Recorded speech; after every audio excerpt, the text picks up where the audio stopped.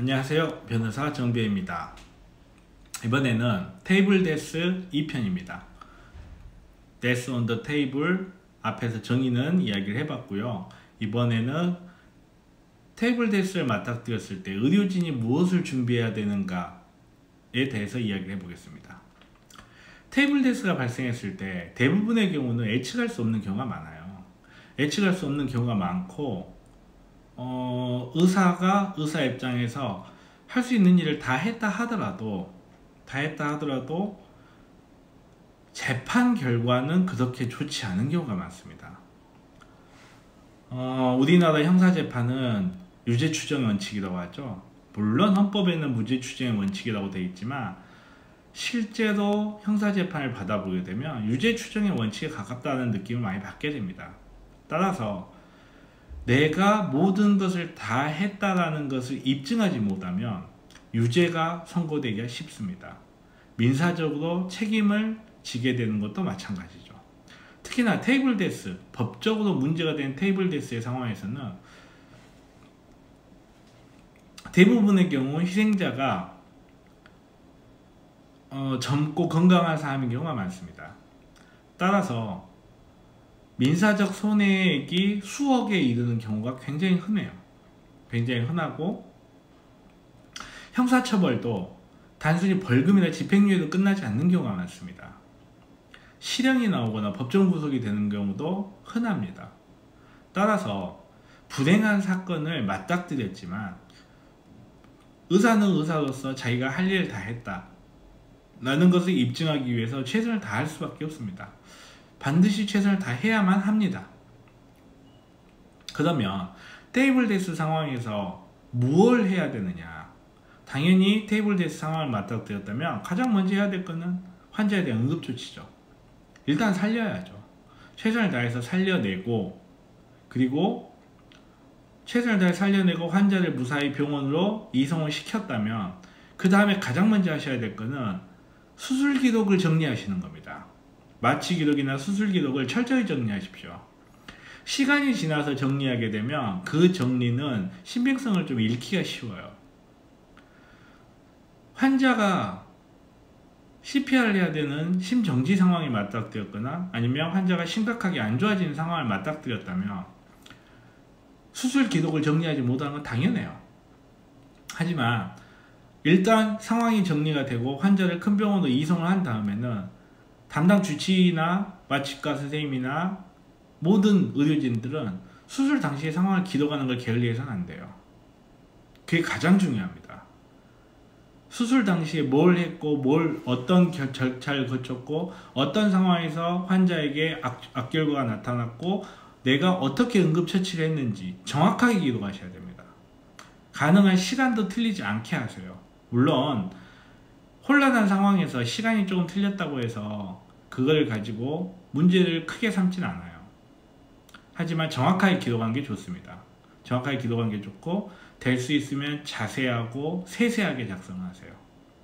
수술 기록을 작성하라는 게 수술 기록을 조작하라는 뜻으로 이해하지 마십시오. 수술 기록 조작하면요, 저희 같은 사람들이 보면 금방 합니다. 믿지 않으실지 모르겠지만 기록을 조작한다는 건요 생각보다 어려운 일이에요. 쉬운 일이 아니에요.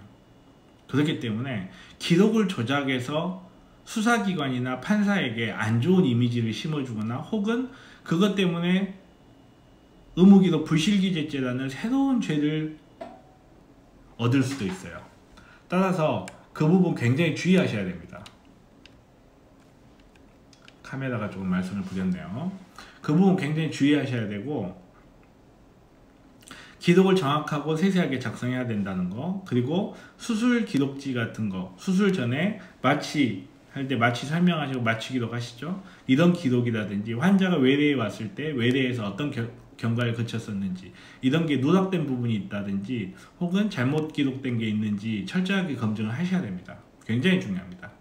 테이블 데스 상황이 맞닥뜨리게 되면 아마도 여러분들이 맨 처음에 만나게 될 거는 분노한 환자 보호자가 아니에요. 분노한 환자 보호자가 아니고 수사기관일 가능성이 높습니다. CCTV 등을 요구하거나 혹은 의무 기록 등을 요구할 수 있어요. CCTV를 요구할 때 특별하게 잘못한 게 없다고 생각하시면 가능한 수사에 협조를 해주시는 게 좋습니다. 그런 게 아니라면 영장을 요구를 하시는 게 좋겠죠. 당연히 영장을 요구하시고, 의무기록 같은 경우는 민감정보이기 때문에 가능한 당사자의 동의를 받아야 됩니다. 당사자의 동의를 받지 않고 제3자에게 제공하는 것 자체가 문제가 될 수 있습니다. 따라서 의무기록이라든지 CCTV 등을 내어주더라도 반드시 보호자나 환자 보호자나 가족들의 동의를 받으시도록 하시고요. 그리고 가능하면 특히나 잘못한 게 있다라는 생각이 들 때는 합의에 적극적으로 임하도록 하십시오. 합의가 되면 그래도 집행유예라든지 벌금으로 사건이 마무리가 되는 경우가 많습니다. 근데 합의마저 안 되면 약간은 본보기식으로 우리나라 법원에서는 법정 구속이라든지 중형을 때리는 경우가 많아요. 합의를 유도하는 거죠. 그런 경우가 많기 때문에 가능한 합의는 적극적으로 임하시고, 가장 중요한 거는 빨리 변호사를 만나십시오. 결국 이쪽도 저쪽도 변호사를 만나야 되는 상황이긴 하지만 의사 선생님들이 생각하는 내가 잘했다 잘못했다의 문제와 법률적 구성 요건으로서 잘했다 잘못했다의 문제는 아주 틀려요. 굉장히 틀립니다. 따라서 적극적으로 방어를 하면서도 합의를 적극적으로 해야 되는 굉장히 요상한 상황에 맞닥뜨리게 돼요.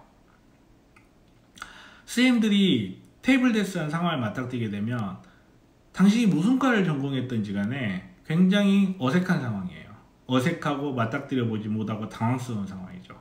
이 당황스러운 상황에서는 오버액션 하기도 쉽고, 본인이 가장 중요하게 정리해야 될 의무기록조차 정리를 제대로 못하고 있는 경우도 많아요. 따라서 가능한 빨리 변호사와 상담을 하고 무엇을 준비해야 될지 정리를 하셔서 그걸 준비를 하셔야 됩니다. 정말로 상황이 안 좋고 흔히 하는 말로 빼박캔트의 상황이다 라고 하더라도 일단은 변호사를 만나서 어디까지 양보하고 어디까지 내어줄지를 결정을 하셔야 돼요. 그건 굉장히 중요한 문제입니다.